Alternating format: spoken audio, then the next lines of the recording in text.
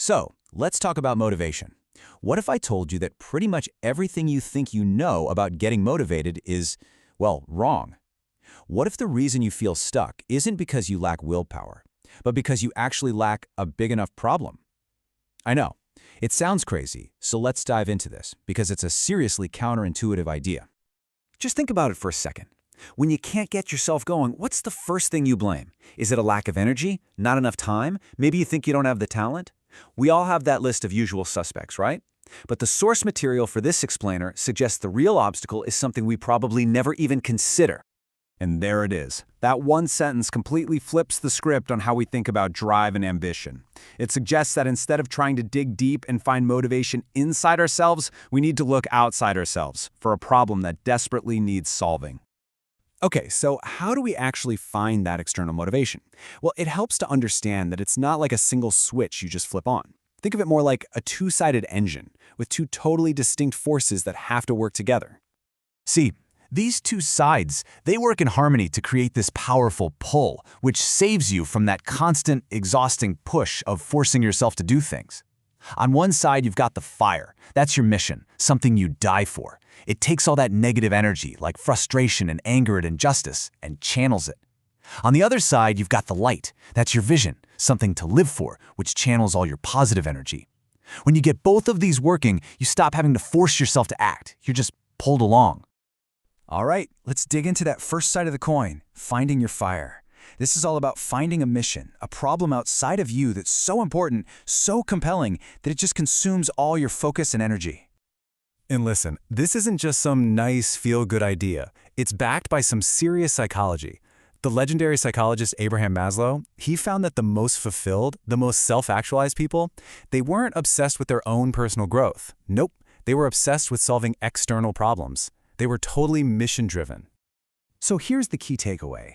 When you find a problem that's bigger than you are, your own problems, they just start to look smaller.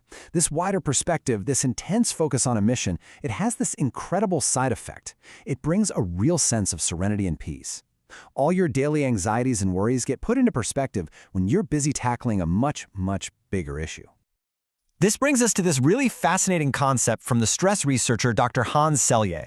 He called it egotistic altruism.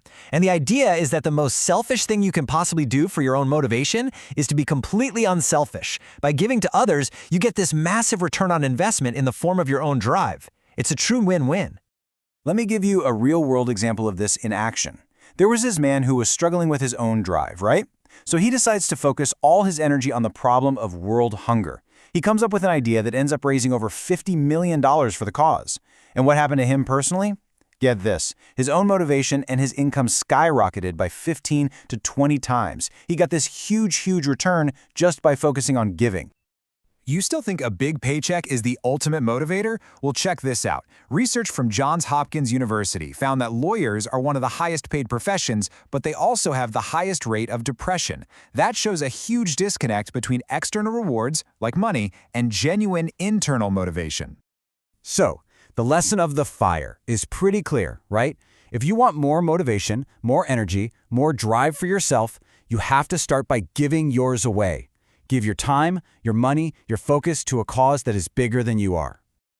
Okay, so that's the fire. Now let's talk about the other side of the coin. If the fire is all about solving an external problem, the light is about creating a future. It's an internal, inspirational vision that pulls you forward.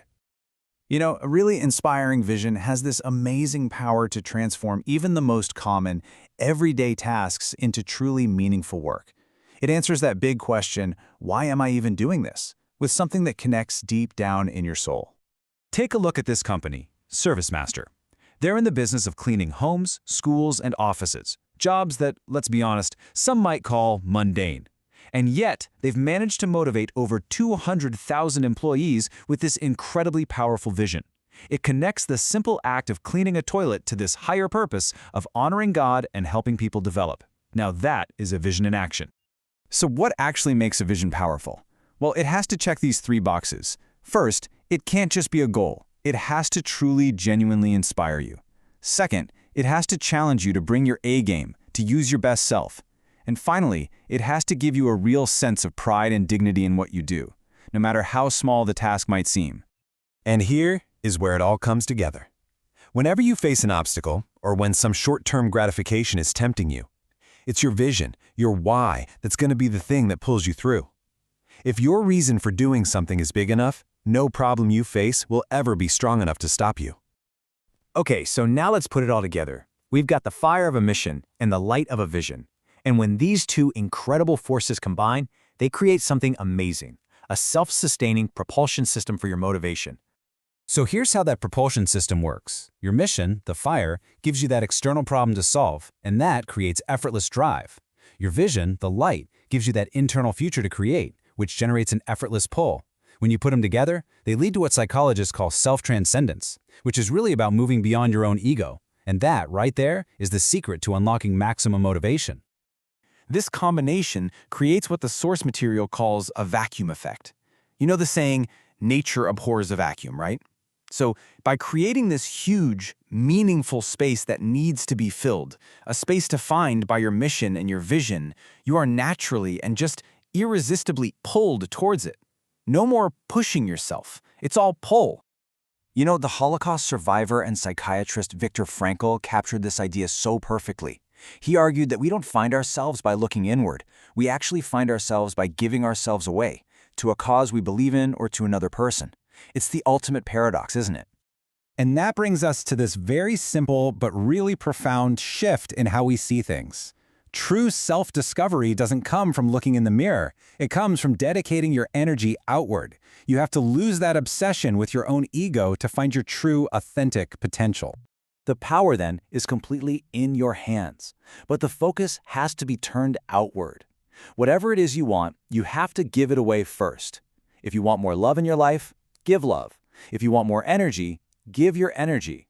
You become the solution to your own problems by solving those same problems for other people. And so, that leaves us with this one final, ultimate question. Forget about your own small worries for just a moment and ask yourself this: what problem in the world, what cause, what mission is so important, so compelling that it's big enough to make all your own problems just fade into the background? Find that and you'll never have to look for motivation ever again.